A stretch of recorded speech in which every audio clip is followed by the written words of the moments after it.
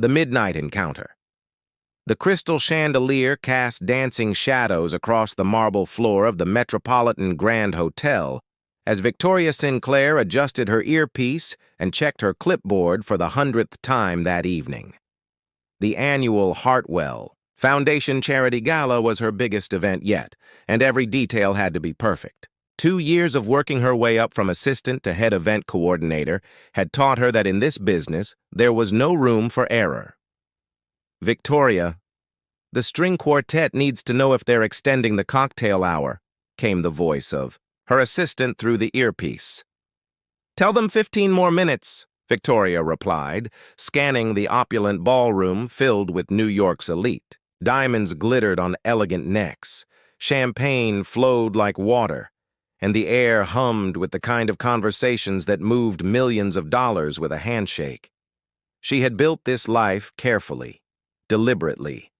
After the disaster 3 years ago, she had sworn to never again depend on anyone but herself. No more fairy tale dreams, no more believing in forever. Just hard work, professional success, and the safety of emotional distance. That's when she saw him.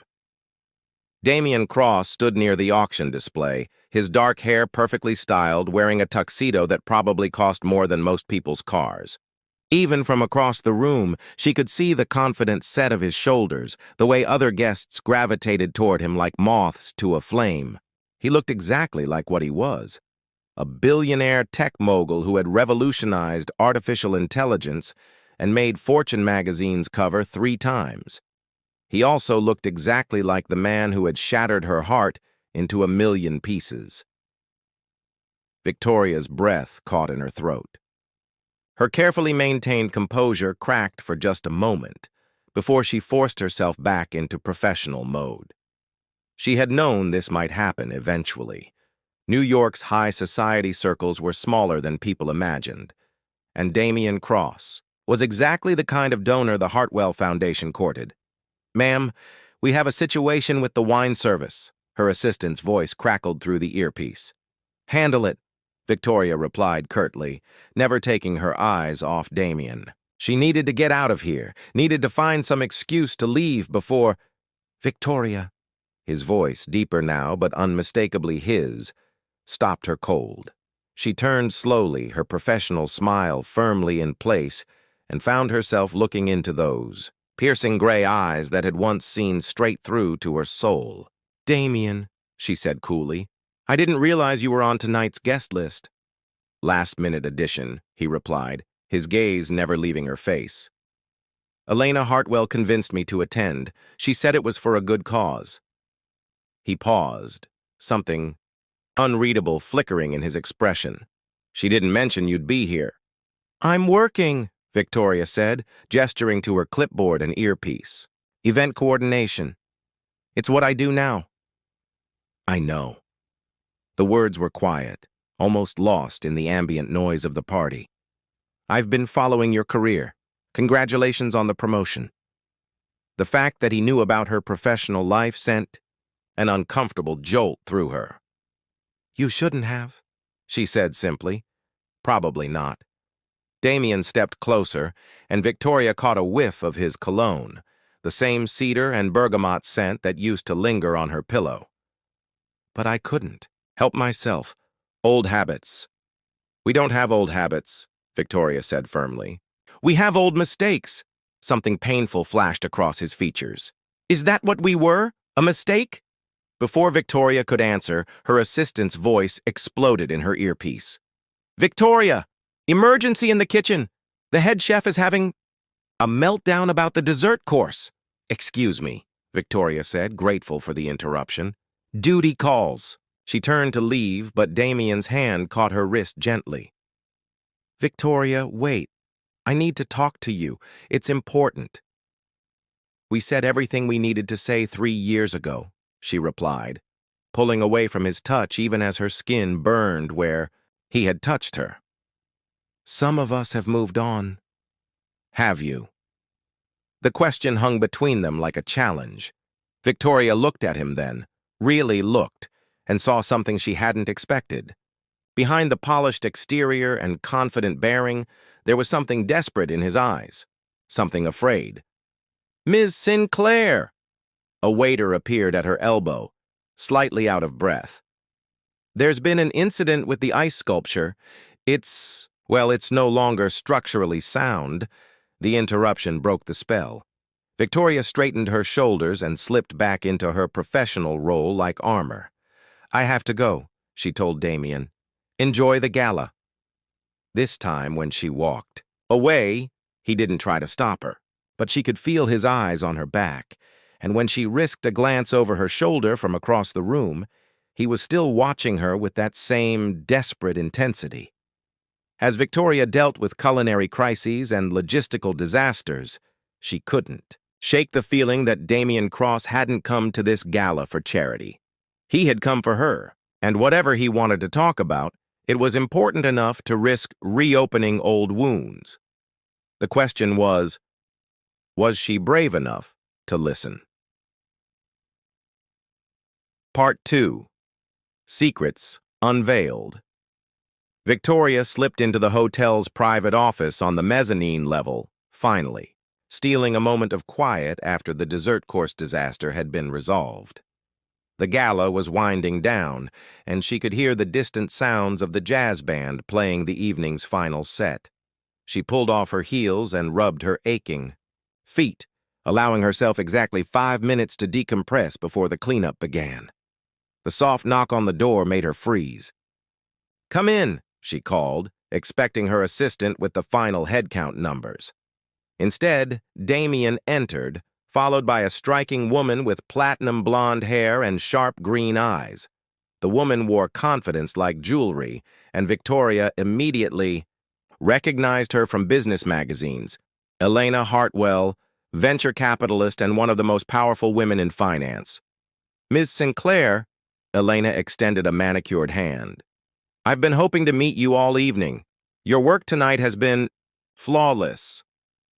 "Thank you," Victoria replied cautiously, shaking Elena's hand while keeping her eyes on Damien. "Though I'm surprised you're both here. The gala officially ended 20 minutes ago." "We need to talk," Damien said quietly. "All of us." Elena moved to close the office door behind her. "What Damien is trying to say is that we need your help. And before you refuse, you need to understand what's at stake." Victoria crossed her arms. "I'm listening, but make it quick. I have a breakdown schedule to coordinate." Damien ran a hand through his hair, a gesture Victoria remembered from their college days when he was stressed. 3 days ago, someone sent me a package. Photos, documents, recordings, things that could destroy my company and send me to prison for fraud."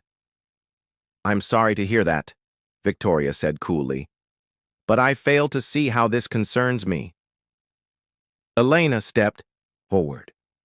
"Because the person behind this isn't just targeting Damien, they've been watching you too." She produced a tablet and swiped to a series of photographs. These were taken over the past month. Victoria's blood turned to ice. The photos showed her leaving her apartment, entering the hotel, meeting with vendors. Someone had been documenting her daily routine with professional precision. "Who?" Victoria whispered. "We think it's connected to why Damien ended your engagement 3 years ago," Elena said gently. "The truth he never told you." Victoria looked sharply at Damien. "What truth?" Damien's jaw clenched. "My father didn't die of a heart attack, Victoria. He was murdered. And the people who killed him threatened to do the same to you if I didn't disappear from your life immediately." The room seemed to tilt. Victoria gripped the edge of the desk. "That's impossible. You said you couldn't handle the pressure of law school and planning a wedding. You said I was holding you back." "I lied." The words came out like broken glass. "I had to make you hate me so you'd stay away. It was the only way to keep you safe." Elena pulled out another document. "Marcus Stone, the private investigator I hired, found these in your father's safety deposit box after he died last year." She handed Victoria a thick manila envelope. With trembling hands, Victoria opened it. Inside were bank statements, photographs of men in expensive suits, and a letter in her father's handwriting. As she read, her world shifted on its axis. Victoria, if you're reading this, something has happened to me. The consulting work I told you about wasn't entirely truthful. I was laundering money for some dangerous people. When I tried to get out, they threatened you.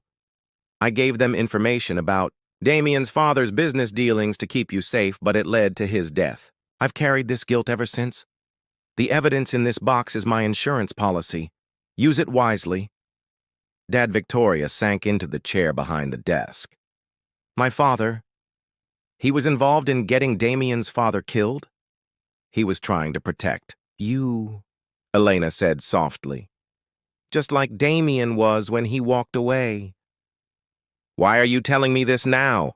Victoria asked, looking between them. Damien leaned forward. Because whoever's blackmailing me knows about the connection. They're using it to force me into a business deal that would give them access to my AI technology, military applications, surveillance systems. They want to weaponize everything I've built. And if you don't comply, Elena answered grimly, they'll release evidence that makes it look like Damien was complicit in his father's murder. Doctored, but convincing enough to destroy him. And then they'll come after you and your family for your father's betrayal. Victoria stood on unsteady legs. So what exactly are you asking me to do? The devil's bargain. The private dining room at the Metropolitan Grand Hotel was empty except for the 3 figures seated around the mahogany table. Victoria had commandeered the space after the gala, knowing the hotel's security systems would give them privacy and protection.